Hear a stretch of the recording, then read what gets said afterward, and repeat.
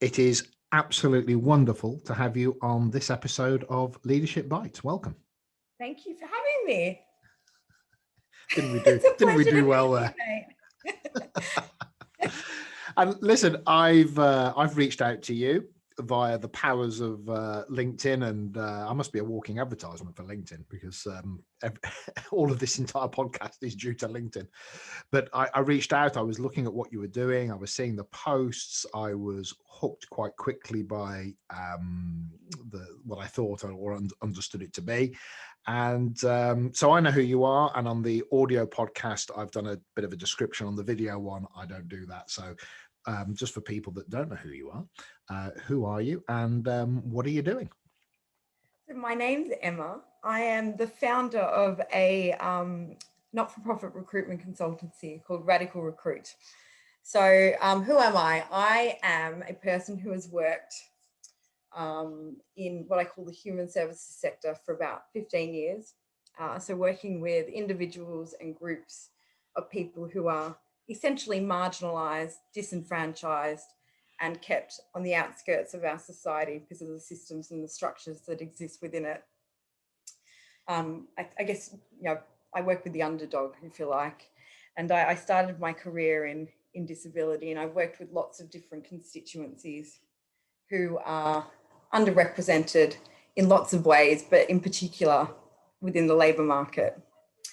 And before I founded Radical Recruit, I was working for an organisation that supported women who were coming out of the criminal justice system to find jobs on release. So there's about 5,000 women in prison every year, compared to 90,000 men. And across the board, 80% of them are released without jobs and are often also homeless. And during my time there, I was there for about 22 months, I think, and I had the privilege and the honour of supporting just over 400 women to find jobs on release and reintegrate within society, re-establish themselves as within their sort of family units and become better citizens, whatever that looks like. And I was talking towards the end of my tenure, I was talking at the Reward Gateway NX Summit, which was the most amazing conference I've ever been to. It was themed HR Rebels. And I was invited to talk on a panel with my then candidate, Chanel, who's actually about to become my trustee, and the head of people from Honest Burgers. And we were all telling Chanel's story from our different perspectives. Chanel she was one of 16 siblings, born into generational poverty, young, Black, West Midlands based. Her father was and still is a prolific drug lord. She was taken into care when she was very young. And as soon as she was old enough, she went to prison, to a Young Offenders Institute, and then she was transferred into HMP Downview, which is a women's prison in Surrey. And when I met Chanel, it was in my first week, and I was tasked with the job of calling her from prison to understand who she was, what she'd done previously, and what she wanted to do, with a view to sort of developing a CV for her, because she was due for release 2 weeks later. And I discovered all these things about her, but also I discovered that she was this amazing baker and she loved food, and that she'd actually founded a catering business within the prison called Down the Cake Hole. So I don't know, have you ever been to a prison before? No, never been in, never visited anyone? Well, for anyone who has, they will all tell you the same thing. It's really, really hard to do anything beyond the usual regime. So the fact that she had founded this business, she trained up 2 lifers to take over the management of the business, and she'd been catering for the governor inside and outside all of his events, meant that she was like this amazingly savvy person who could negotiate, who could network, who could, make things happen. And I was just incredibly impressed by her determination and her get up and go and things like that. And I didn't know her from a bar of soap, but I felt like she had left sort of her life of crime, and all of the things that she'd been born into behind her, and she was ready for a new start.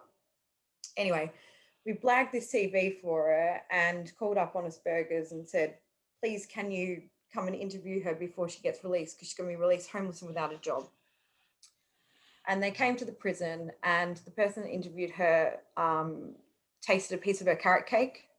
And he said it was the best damn carrot cake he'd ever tasted, and gave her a job on the spot. Boom. Anyway, we're at this conference telling Chanel's story. And I realized for the first time in the 2 years that I'd worked for that particular employer that the appetite for social recruitment had changed. And I'd pitched a room of corporates who seemed to be interested in Chanel's story, and were wanting to learn more about how they could potentially replicate this model within their own workplaces. And I'd realized that, like, Chanel was saying things like, for the first time in my life, I feel valued, I feel safe, I'm contributing, I haven't reoffended, all these things like we take for granted. And I was like, bloody hell. All it took was literally 20 minutes on the phone to me, one meeting with an inclusive employer, and a piece of carrot cake. And this woman had transformed her life. So at that point, she'd been out of prison for 18 months. She started as the dish pig, and she was training to become a head chef. I was just like, if this works for someone like Chanel, like the odds were stacked up against her. On paper, she should probably never have been even alive at that point. You know, why couldn't it work for other people with other sort of barriers to work, or who had similar experiences to Chanel? So that's kind of how Radical was born. We're a not-for-profit recruitment consultancy. We represent London's hidden talent, and they're typically people with barriers to work. So they're people who've had contact with the criminal justice system, have been brought up in care, who are sort of at imminent risk of or currently homeless. We work with individuals from sort of deprived geographical locations. Typically, they're from BAME backgrounds. We work with people with disabilities, victims of modern slavery, people in recovery, domestic violence survivors, really anyone who struggles to get a foot in the door of the corporate world, really, we work with. And in addition to sort of supporting them with the recruitment piece, we also get them work ready so that they can compete on an even footing with their mainstream counterparts. Yeah. So that was sort of how we were born. Long answer, I know. Well, it's a long answer, but it's a bloody good one. So that's a beautiful thing. Chanel is just one of these people that, I mean, she really propelled me into action. She's so, like, she was talking to an audience of, 100 people she'd never met. And she was so courageously and bravely telling her story, but also advocating for other people who've been born into tumultuous circumstances, who really didn't ever get an opportunity just to even start in life, and also sort of trying to convince people of the merits of giving people who've made mistakes another chance to be better. Yeah. Which is, she ticks sort of both boxes. And the fact that she's got from where she was born into to where she is now is just a testament to her resilience and her determination and grit. She's just remarkable. So, on that note, just do one little thing for me. You're on a laptop, right? Just I am. Pull it down slightly just so I can see. That's it. Beautiful. Just so I've got. Yeah, exactly. Yeah, whatever's in the frame. Don't worry about that. That's perfect, because I know this is so powerful for me that I just want to maximize it for everybody. On a slightly separate note, do you think she'd be up for an episode, just her and me? Yeah, we could pick up on her story, and maybe that's something we could. Yeah, I'd love to do that. I'm sure she'd make a great guest. Far more interesting than me. Absolutely not true, but that's okay. And I'd expect you to have probably said that. So Emma, I can feel that in you. It's coming. It's I'm feeling it from a long way away. That connection and what that means to you, probably emotionally as well. I'm a big believer in understanding somebody's journey in life to add value to what it is that they have to say. And we're on a podcast, so I'd like to say it's just you and me, but it's you and me and everybody else, right? But just what's your journey that's taken you to a place where you are doing something that intellectually most people might go, oh yes, I'd love to do something like that, but they're probably not going to. So what is it that's your driving force? It'd be interesting to hear how you got to this space and maybe some of the drivers that go with that. Yeah, I mean, I think there are a couple of things worth mentioning. So I was born into incredible privilege. I had, two parents who loved each other and loved me and my little brother. I always had, we didn't have a lot of money, but my father always had work. My mother had the option to be a stay-at-home mum, and I was always cared for. I always had food on my on the table. I always had sort of clothes on my back. My only priority as a child was to get an education. I wasn't even allowed to get a job when I was 16. So I think I was made aware of that at a really young age because my mother was the youngest of 7 and born into generational poverty, and in stark contrast to my father, who wasn't. And what at my house when I was young and growing up, we had this open door policy, and Mum would invite anyone into the house that needed love or educating or feeding or housing. So we always had the strays, the kids with parents who perhaps weren't being the best parents or what, I don't know how to term it, but so there was always, like, I was brought up knowing that that's how we treat each other. That's that humans are humans, doesn't matter where you come from. Everyone deserves to feel safe, to feel like they belong, to have love in their life, blah blah blah. And my dad would feed them. My dad would do all the feeding, Mum do everything else. And can I just ask something, not to interrupt you, but to help me make sense of it, which is that language that you're using, that we take care of people. Was that conversations you were having, or is it something that you've just observed? No, this is how I was raised. This is So you were being told this is what we do?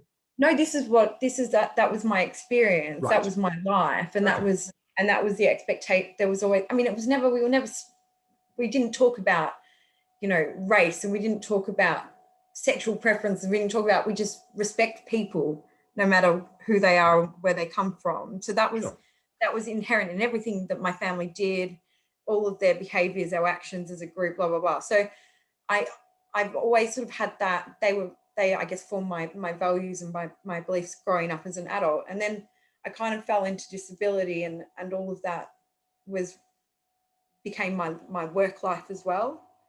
So it was managing sort of programs and accommodation services and things like that for people with sensory impairment and brain injury and drugs and alcohol and blah. And so I guess that's sort of how it all started. They say care runs in the family. My mum, when she wasn't sort of caring for us as children, or the neighbourhood kids that needed caring for, she worked in disability as well, and then she became a teacher's aide, and now she's a teacher. So These are all sort of caring professions. I think it's just, it runs in the blood. So I guess that was that's how it started for me. I've worked in the charity sector for 15 years. One of the things that I have always found really frustrating is the fact that charities are expected to sit in the corner and behave like good women, legs crossed, speak when spoken to, never too loud, these types of things. But when you're representing people who are undervalued by society, or who, are perceived through like a lens of mistrust, or are perceived as sort of lacking motivation or incapable of getting jobs, whatever it is, like if you look at homeless people, the first thing you think about is that they must be a drug user, these types of things. So when you're representing people who are sort of in the outskirts of society, at the absolute fringes, you can't, as an organisation, sit in the corner and be quiet and act like a good lady. So, and I felt like throughout my career, that has been a requirement, regardless of the level of the role that I had within any of the organizations. It's always been like, you must behave in a certain way. And I kind of feel like if you're representing the people that we represent at Radical, you have to be bold, you have to be unapologetic, you have to challenge the status quo. And I couldn't do that in my previous role. So that was, I guess, one of the catalysts. And that conference, you know, it was just, I went to the pub afterwards, and at that time I wasn't one for sort of self-reflection. And I felt the need to. When I went to the local pub afterwards, ordered a really big glass of red wine, and I wrote down all of my thoughts. And those thoughts sort of formed what is now my manifesto at Radical. And, you know, they're the beliefs and the things that really underpin all of our work. And it's essentially that it was a bit of like a Martin Luther, I have a dream kind of moment for me.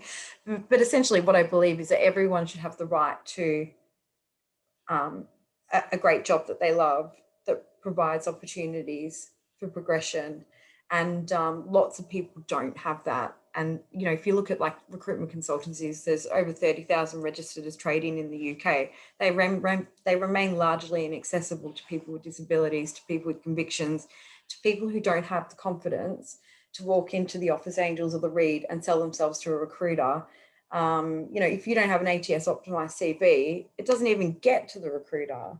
So for me, like Radical, one of the catalysts was actually believing that everyone should have access to a really great recruitment consultancy and that service, because that opens up so many doors, doesn't it? Mm. So they're the three things I think that really. So this conference, what was in it that triggered what was obviously inside of you, you know, but what was it that triggered that? What were you seeing or hearing? It was Chanel saying, it was a realization that Chanel was probably one of the most complex people that I'd ever worked with. Okay. And with the tiniest amount of support at the right time, she completely changed the trajectory of her life. So Chanel was in prison. I think it was a 6-year sentence she got just before on her last custodial, and she'd done 3 years of it. So her crimes were pretty serious. And just to be given one opportunity meant that she didn't go back to her family that were unhealthy for her, that put her in harm's way and had always done. And it meant that she could get accommodation. It meant that she was now feeling part of a community. She was paying her taxes. Like, so it was seeing that the reality of that got you. Yeah. And I was like, oh my gosh, if this works for someone like Chanel, why can't it work for the male estate? Why can't it work for people with disabilities? Why can't it work for, you know, young people who are born into care, these types of things? So I guess that was it really. And there was a real buzz in the air. Like people were really, it felt like social recruitment was less sort of fashionable and more something that people could understand might drive business success, that diversity was more than just sort of this, you know, rhetoric, sort of 3-hour box ticking training exercise once a year, if that makes sense. It felt like things had shifted. So how do you then go from a big glass of red wine and an epiphany to actually setting up a business and how do you make the contacts? How do you know where to go? How much of this is because you know people or Google search engines, or how did that first 12 months look? The first 12 months, I wasn't even thinking about the first 12 months. So I rather naively admitted that my plans to my employer, and they terminated my contract on breach of contract. So that's probably was the mental note to self. Yeah, don't be honest. That's right. So yeah, I got the sack for the first time in my life, and I was like in the depths of despair for a moment or two. And I was speaking to my mother, and she was just like, just do it, Emma. So I had this grand plan that I would, while Mum was paying my rent and my grocery bill, that God bless her. Yeah, my mum's the best woman in the whole entire world. I don't care what anyone says. She's just the most generous person. But she really believes in what I believe in. I'd been talking about this for a while, and she was just like, just do it. And I was like in two minds. I was like, shit, I've literally just given up this cushy job that paid, relatively well. That meant I had a comfortable lifestyle. I was a COO at the time. So, all of these, it was comfortable to go and then try this sort of concept that hadn't really been proven previously, and by myself with no money. So what did I do? I actually put an ad on a like a free in London sort of Facebook group for consultancy services. And I said, I want to meet people from these constituencies, care leavers, ex-offenders, homeless people, because they were the three groups that I was really interested in. And often they're the same people at different points of their life journey. And a young man called Michael, who is one of my advisors now, contacted me, and he too was in the depths of despair. He was emotionally not very well and physically not very well, long-term unemployed, a care leaver, had been homeless, and just really, really struggling. Didn't have a lot of hope for his future, just nothing in his life. There was nothing positive. He didn't have anything to look forward to, and he didn't have any support around him, and he was really having a tough time. Anyway, he responded to this ad and he said, I need a job. And so we had a good old chat, like 2 hours, I think we spoke on the phone. And I discovered he was just he was an amazing performance artist. He writes spoken word.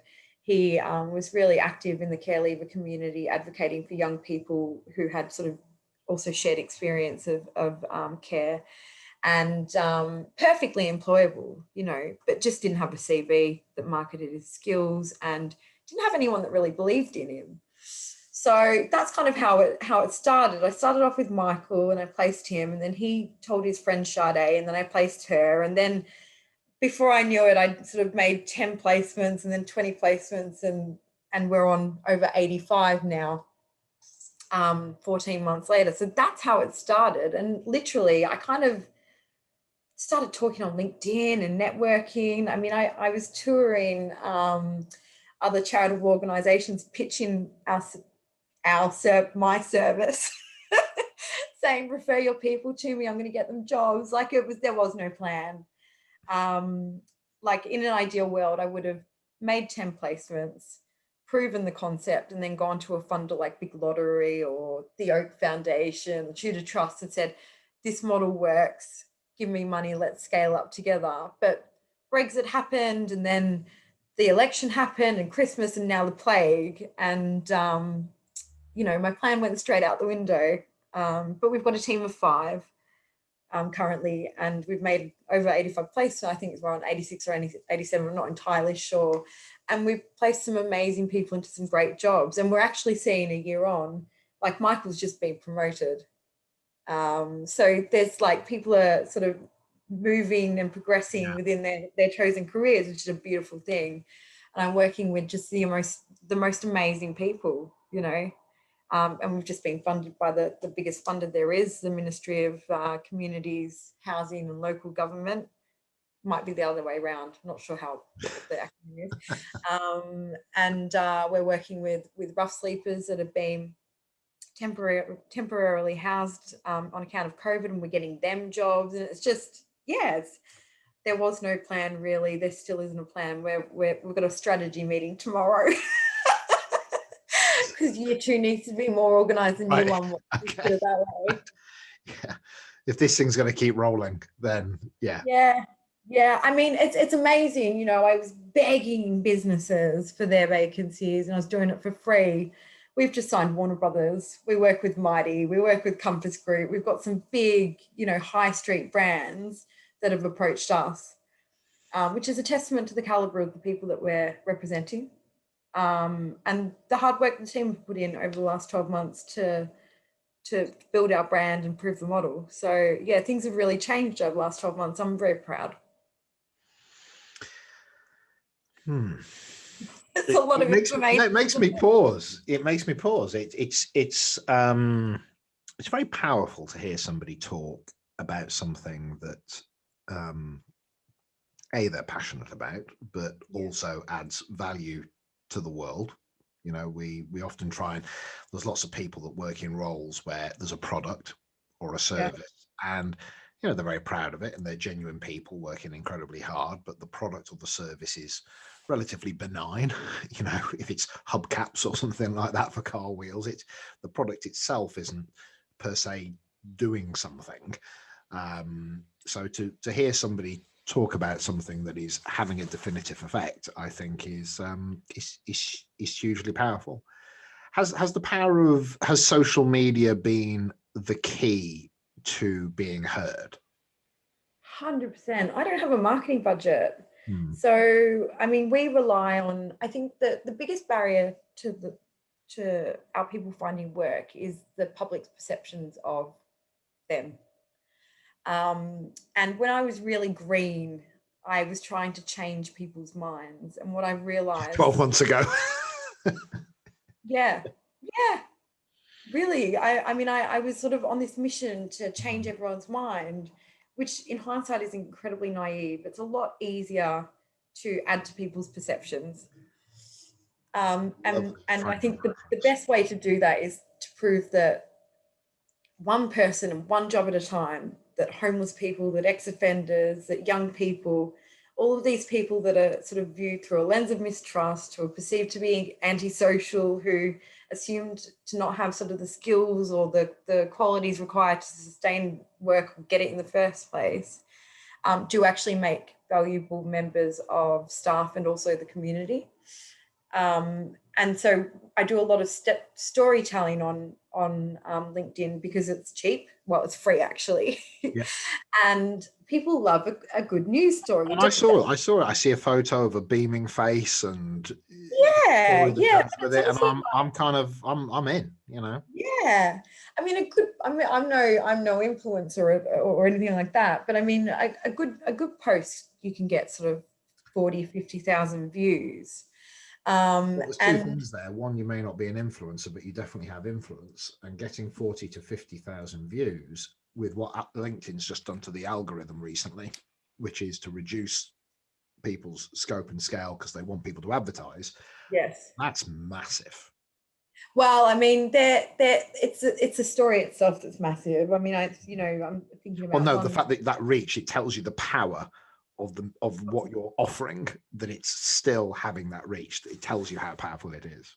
Yeah. I mean, we do. So that's sort of my focus, and I think partly it's because I really enjoy writing the success stories. I think it's a beautiful thing to be able to celebrate someone's success, especially if they've come from like huge adversity, like many of our people have. So yeah, I do use a lot of. I use LinkedIn as a way of obviously talking about what we do, but also engaging with a whole range of stakeholders, from referral partners who are working with potential radicals. I call my candidates radicals, or with the media, or with employers, and probably the most amazing people are my volunteers.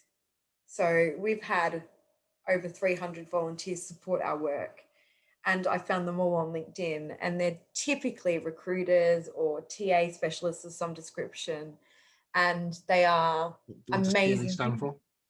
Talent acquisition. Talent acquisition. Yeah. And they do sort of what I call the grunt work. So we get them all in a Zoom room. Before the plague, it used to be in a community hall, and they'd come and use their corporate volunteering hours, and we'd all roll up our sleeves and really develop CVs and do mock interviews and teach them how to use the STAR technique to answer competency-based questions, all this sort of stuff.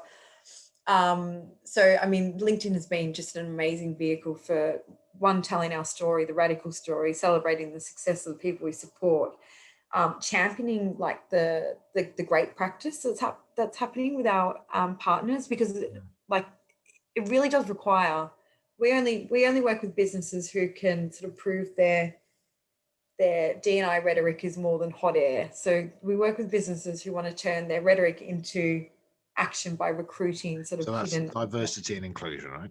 Yeah. I'm just saying that for people that may not know the acronym. Sorry, I assume everyone, this is like I eat D&I for breakfast. So diversity and inclusion, because I mean, you get lots of big businesses that say we're diverse and say we're inclusive, but actually when you strip it all back, their policy doesn't translate into practice. And when you land on their website, the first picture you see is a big group of white middle-aged men as the executive management team, and you know, they're way off being diverse, they're way off being inclusive, and it really is hot air. So we work with all employers who, it's an intellect, not an actuality, right? yeah, and it's a dishonest intellect as well. It's not, it's there's one thing to be seen to be diverse, but actually being diverse and ensuring like your people feel like they belong, they're completely different things. And I think like off the Black Lives Matter movement and the murder of George Floyd, you know, that has really brought diversity to the forefront again. And I'm seeing more action in addition to more talk, which is really heartening. I think like the pandemic has made businesses, given them the opportunity to stop and like pause and look inwardly and consider whether or not they're purpose driven and what being purpose driven might look like. And that really links in beautifully with radical as well, because we're all about people and diversity and inclusion. There is something about one of the biggest things that's impacted is just working from home. And, you know, I keep joking about it, but, you know, that meme that went out that said, hey, you know, that job they said for the last 20 years that you can't do from home, it turns out you can. Yeah, absolutely. And I think what that's done is woken business up to, we weren't trusting people, were we? But the moment we had to, it still worked. Yeah. So they've learned a lot about themselves very quickly, I think. Absolutely. I think, and it's a big sign of poor leadership as well, not trusting your people. It's one of my bugbears. You know, there are 14 million people in the UK with a disability. Most of them are not working. And it's because employers aren't offering agile working arrangements. You know, one of my colleagues, Jürgen, he has been in recruitment and done account management for all the big brands for 15, 20 years. He lost his sight overnight last year. Really struggled to get a job because employers are terrified at the prospect of employing someone with a disability. They just don't know what to do. So that's when sort of enter radical. We support employers to think about what that might look like for their business and how they can become more inclusive. And again, going back to your point about sort of agile working or flexible working, that has opened up opportunities for parents, single parents, you know. It's opened up opportunities for people who really struggle to get on the tube because of their mental health. People with physical disability. Go ahead. No, I was interrupting you. Go on, Emma. Go. No, I was finished. I mean, I was just waffling. Well, I was just thinking, it's yeah, don't worry. Yeah, I was just saying stuff, but it's. I've got a little boy. I've got two boys, one 8 and 6, and one of them, the little one, has autism. You know, there's capital A autism, and there's sort of lesser versions of it, and you know, he's but he's there. He's stated we have some issues with him, and etc. But of course, very often these things only become real when you have the experience of it. It's very often, I mean, it's not that people can't make the association and have the empathy. That's not what I'm saying. But, you know, I have intellectual empathy, you know, as in, of course I understand. Oh, that's a terrible thing, you know, or, oh gosh, that must be very difficult. I'm not going to do anything about it, but I do recognize it. And then, of course, when something becomes real for me, I suddenly go, I wonder what's going to happen to him when he's 18. Exactly. Yeah. I mean, I think reality for me. Yeah, I think regardless of whether you have empathy for someone, as an employer, you have a legal obligation to everyone. And people with protected characteristics in particular. So when we're talking about people with disabilities, it doesn't actually matter whether you understand it or not. You have to make your workplace accessible. You have to ensure that they can participate in your recruitment process. So, you see, I agree with you 100%. My and or my but or my however or whatever the right conjunction is there is that the intellectual the servicing of the law will never be as genuine or as welcoming or as comfortable as an organization or a team or an individual that genuinely buys into it. So 100%. yeah, so I do buy into the fact that legally you have to, but nothing ever worked out well when the law was applied, right? Yeah, I mean, sometimes it doesn't, and often it does. I mean, I think that's 90% of the hard work we do. And again, it's about going back to that bit around sort of adding to people's perceptions and capacity building our employers. So we sort of do this radical ready test before we sign an employer, and we have conversations that are challenging, and we ask questions around accessibility and things like that, because ultimately you might have all the will in the world, but you're not set up to employ a radical person, a radical candidate. So when you do, that person's not likely to succeed in their role. So we do a lot of capacity building with our employers, and we offer sort of facilitation. So one of the things that we're offering at the moment is being consciously unbiased facilitation. And it's sort of a take on unconscious bias training, which generally, or has been in my experience, sort of an e-learning module that everyone has to do company-wide, that's compulsory once a year, or like a 3-hour off-the-shelf session that you also have to do once a year. And sort of this tick box exercise. And there's a body of evidence to say that actually it doesn't change attitudes. But at Radical, we kind of feel like it's really important to be able to identify your bias, but businesses and individuals need to take that one step further by being consciously unbiased. So that's about changing behaviors. So doing it on purpose. Exactly. Having the effort to say, right, what are we doing here? And holding themselves accountable. And I kind of like, so we offer a half-day facilitation, and then we tail that with a half-day workshop. So the facilitation is all getting you thinking about what your implicit biases are, what your patterns of thinking are.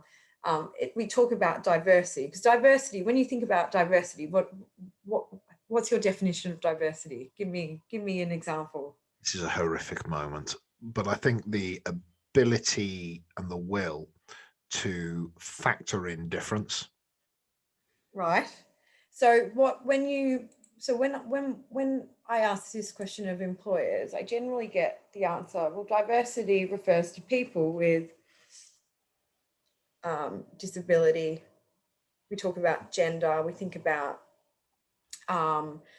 sexual preference, religion, these types of things that are in theory protected by the law. But if you think about diversity, if say diversity is a circle, and you've got 3 rings within the circle, the diversity that we think about, the gender, race, disability, blah blah blah, that's the center of the circle. And then on the next ring is external diversity. So it's things like where a person lives, their geographic location, their educational attainment, whether or not they grew up in care, whether they've been to prison, whether their parents, their accent. Yeah. Yes, exactly. These things that are not protected by law, but actually, when it comes to, if we use recruitment as an example, are huge barriers to work. And then you've got organizational diversity that looks at like the seniority of the role that you hold. It might be the type of employer, these types of things. So when we do this facilitation, we explore what diversity is, and we prescribe to the 3-dimensional definition of diversity. And the idea behind the training is not to tell people that they're biased and that they should be better, but it's about facilitating thinking around their own biases and what they might want to do at work or in life in response to knowing these. Well, you said that, you said earlier, don't try to change people's minds, add to their perceptions. So I can hear that that's what you're doing there. Yeah. And by meeting people who are, so the second part of this facilitation is I put them all in a room with my radicals, and they're people that have been on the other side of their unconscious bias. And this facilitates a connection, and there's storytelling that happens. There's something real and tangible in front of me that I can. Exactly. And all of a sudden people care, because actually the people they're meeting are lovely humans. Of course. And they've just had a tough time. or they've just been discriminated against, and all of a sudden. And how would you have managed in that context? Would you have ended up half as good as this?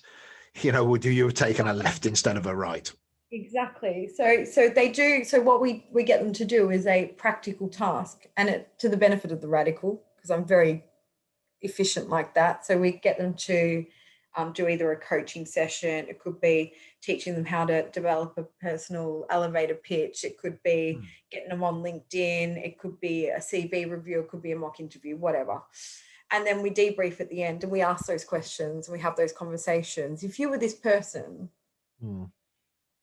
what would your life look like now? Or if you had this barrier when you were 16, if your mum left you and your dad was never in the picture and you were taken into care. Or a drug lord.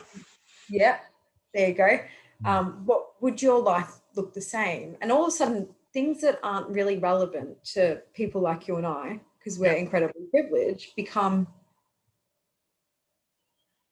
not relevant, but they're things that maybe relevant. I don't know what the word is. What they're doing is they're experiencing a reality they've never had in front of them. They may have seen it on TV and they may have driven past it, but they haven't had the human being in front of them.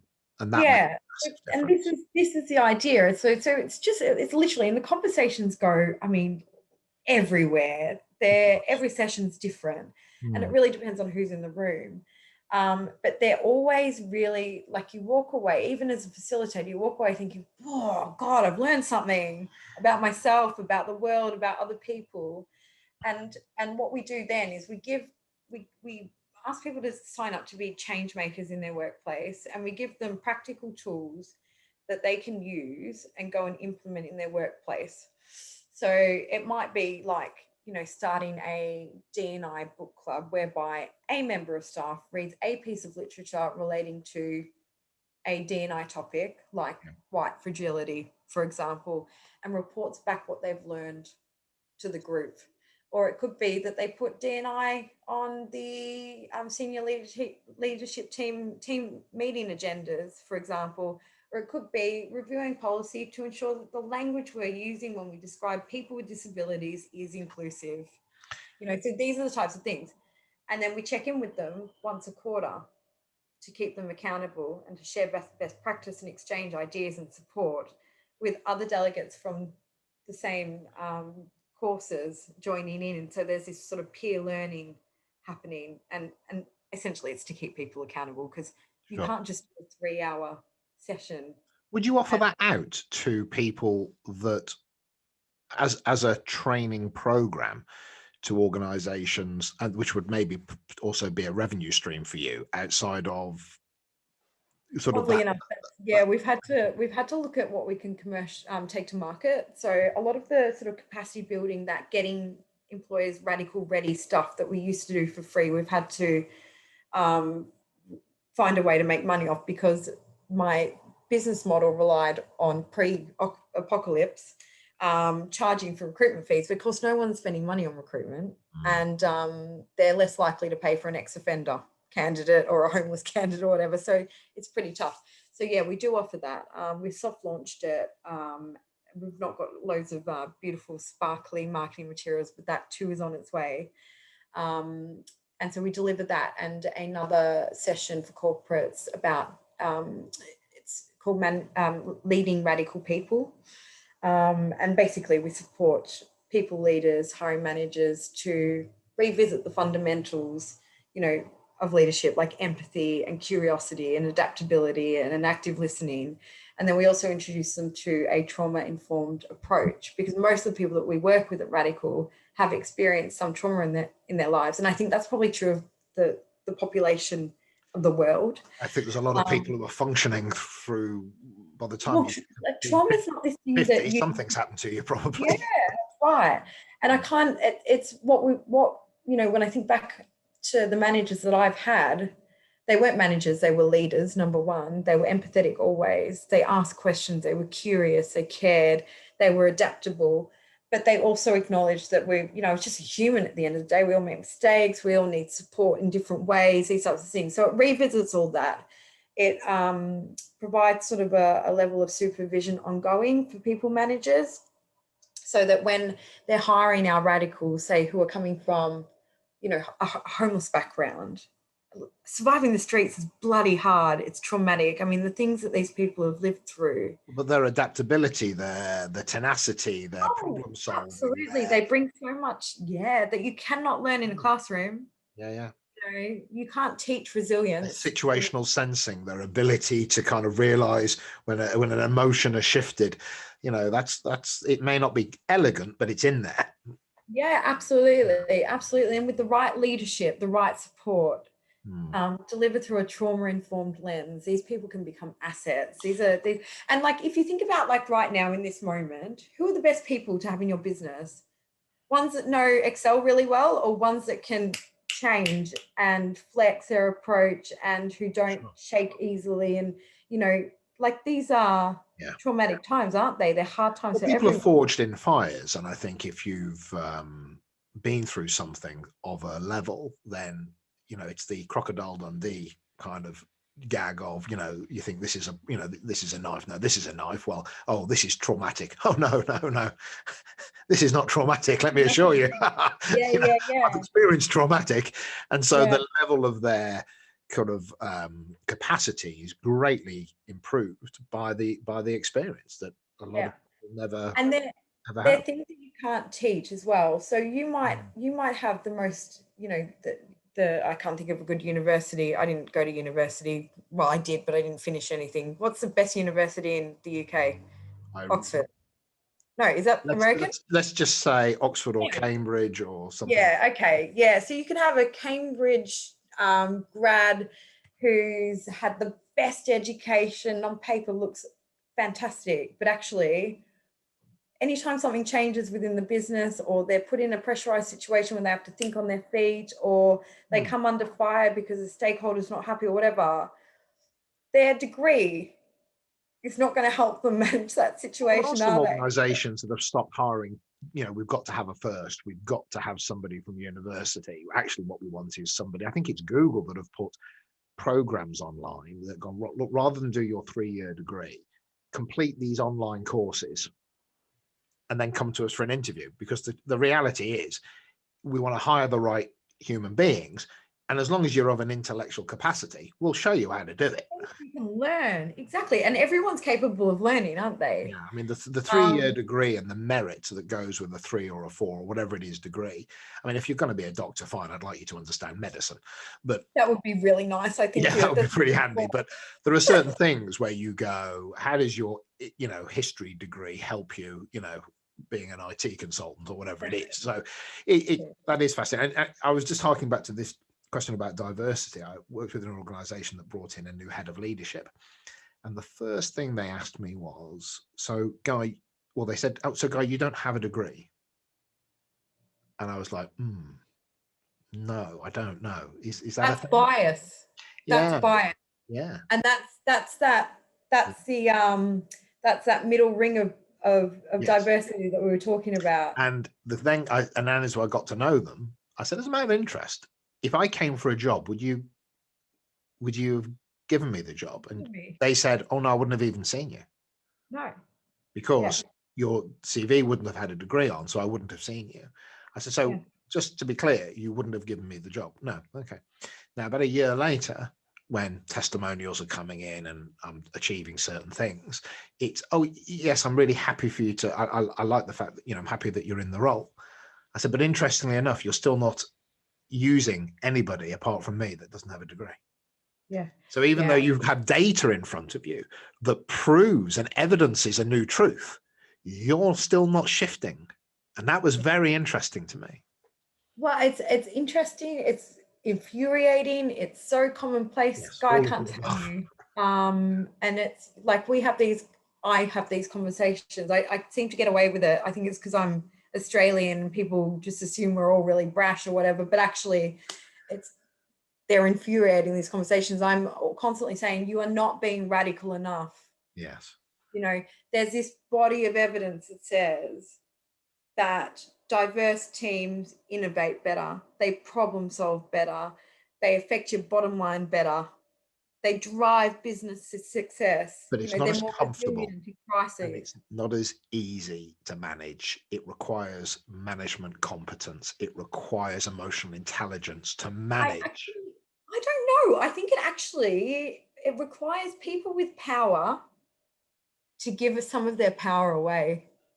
I agree, but that requires an emotional intelligence. That requires a willingness to not to control everything. Yeah. I mean, I think there are plenty of emotionally intelligent people that understand the business case, the ethical case for operating business in this way. But what it would mean is less money. What it would mean is less power. What it would mean is less sway, less clout, whatever it is that they have that they're not prepared to give away. And it's, that is the way of the world, and we keep chipping away, organizations. There is a rigidity as an organization gets larger that seems to inherently become true, because the beast becomes less wieldy, so processes get put into place, and then there's a safety in fulfilling, if I do what I'm supposed to do, I can never really be at fault.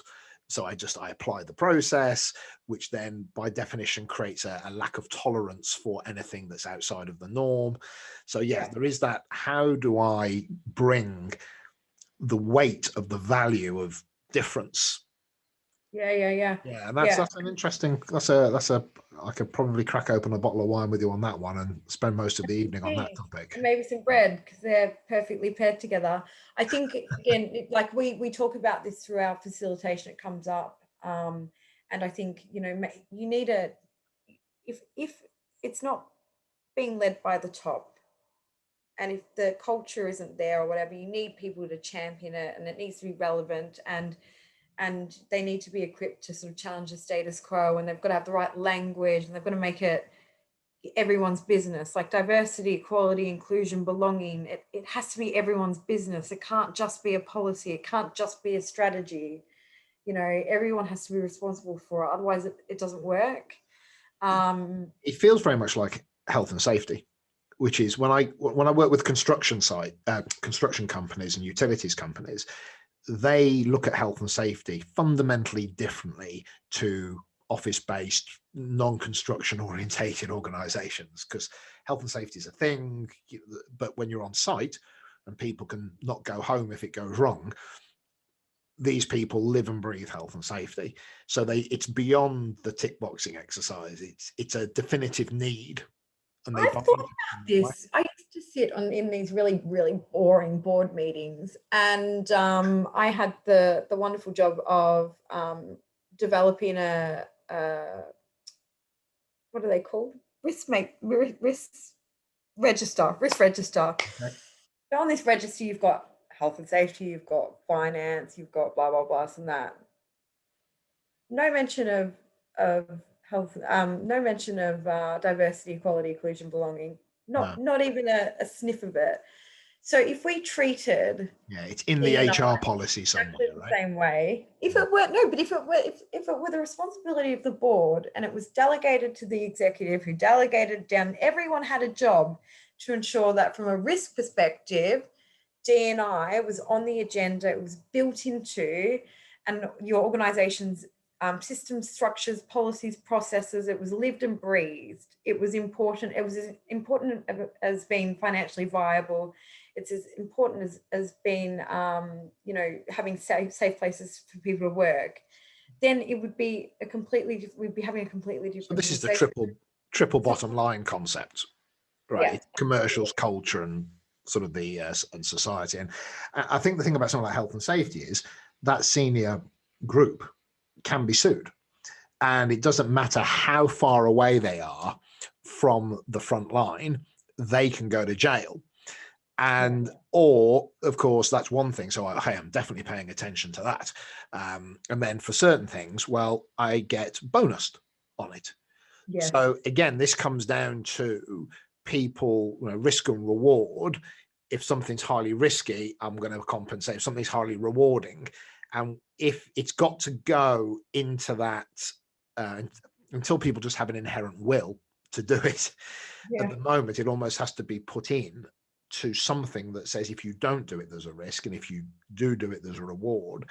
And I guess getting that onto the table. For example, I work with certain private equity based organizations. So intellectually, they understand everything we're saying and they all believe about getting the work done through people, but we're on a 3-year earnout here.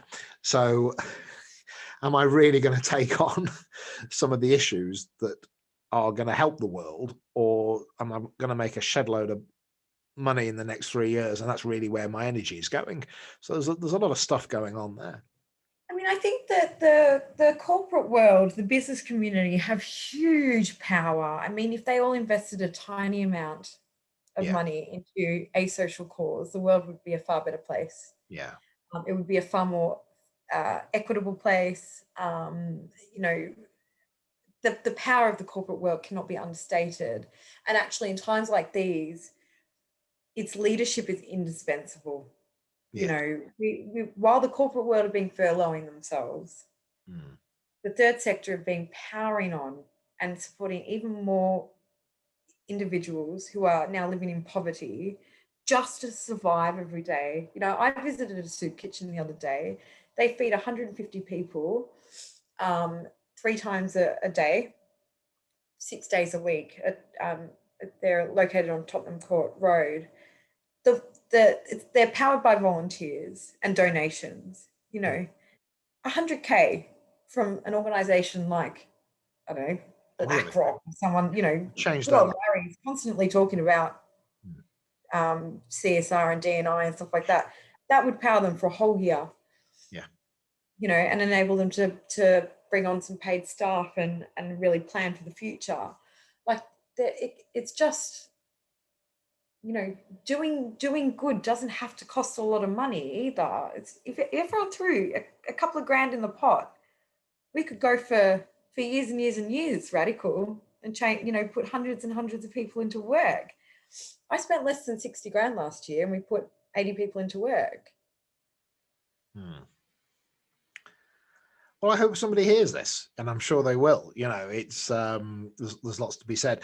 I'm super alert to time, Emma, because I have this absolute tendency just to want to keep talking and to go on, and people's tolerance for listening might outweigh my curiosity for talking to you. So, edit out all the rubbish stuff as well, will you?